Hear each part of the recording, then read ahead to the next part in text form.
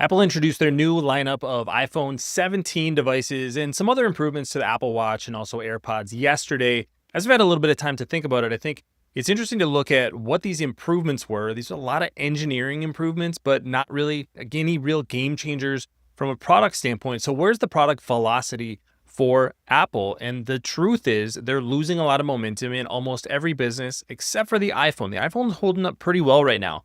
But when you look at the numbers, they have declining sales in Macs, declining sales in iPads, and also declining sales in other devices like the Apple Watch and AirPod. So from an investment perspective, was this good news yesterday or bad news? That's what I'm going to dig into. My name is Travis Hoyam.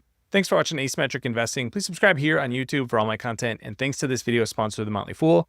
If you go to fool.com/ASYM, they'll give you their top 10 stocks to buy right now.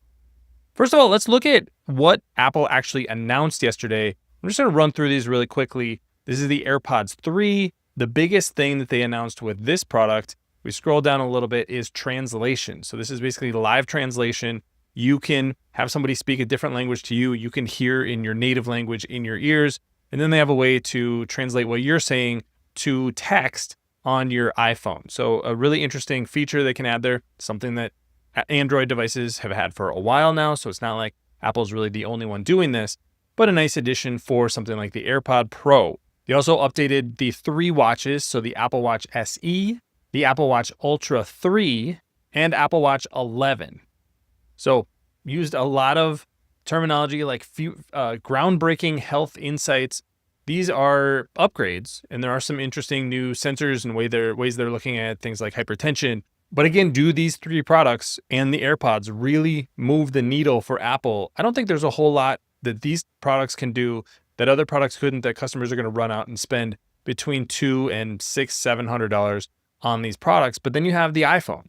Again, you run into something similar. The iPhone 17, new chip, all of that kind of stuff. The performance is a little bit better. They keep talking about improving their AI features. We're still kind of figuring out what Apple Intelligence is going to be. I'm not real bullish on that right now. But those are nice improvements, and this product starts at $800. And then you have this new iPhone Air. The interesting thing here, it's very, very thin, but you still have this massive notch for the camera. So is this going to be a big selling point? Just one camera on this? You're giving up some features like battery life with the thinness of this device. So again, great engineering, but is it a product that's going to sell all that well? The one that is maybe a little bit more compelling kind of naturally in the iPhone lineup is going to be the 17 Pro and Pro Max. This is going to be for kind of more power users, people who want the more advanced cameras, 3 cameras, up to 8x optical zoom. So that's a nice feature. Thanks to our friends at The Motley Fool for sponsoring this video. Visit fool.com/ASYM for the top 10 stocks to buy right now. And here's the fundamental challenge for Apple. Their product sales have been in decline, especially when you look beyond the iPhone. I'll show these numbers in a couple different ways. These are the main 4 segments. This pulls out the services business. So services is going to be their more digital business. That is growing consistently, but that's kind of squeezing money out of customers who are already in the Apple ecosystem. This is going to be a bigger indication of how fast is the Apple ecosystem growing, and it's not really growing all that much at all. You can see that the iPhone is holding up pretty well, actually $206.8 billion in revenue over the past 12 months. That's a record level for the iPhone.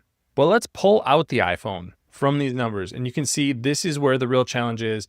In green at the bottom is going to be the segment that holds AirPods and the Apple Watch, wearables, home, and accessories. That peaked in the September 2022 trailing 12 months at $41.2 billion in revenue. Over the past year, down 13% to just $35.7 billion in revenue. So that's a big decline. Are these the kind of products that are going to turn around that business? That's where I don't think it is, and that's the challenge for Apple, because shares are currently trading for 36 times earnings. Apple is essentially not just a no-growth company, it's a shrinking company when you look at their hardware business. The only bright side for Apple is that services business, and that could be under threat as things like artificial intelligence and their Google deal, which is paying them about $20 billion a year, as that potentially becomes less lucrative if people are using things like Google search on Safari a little bit less. So all things for investors to think about. I think Apple continues to be an extremely expensive stock because we're not seeing the kind of innovation that we saw for decades from Apple. This is not the Apple of 2005, of 2010, where they're introducing new products where these keynotes are must-see television.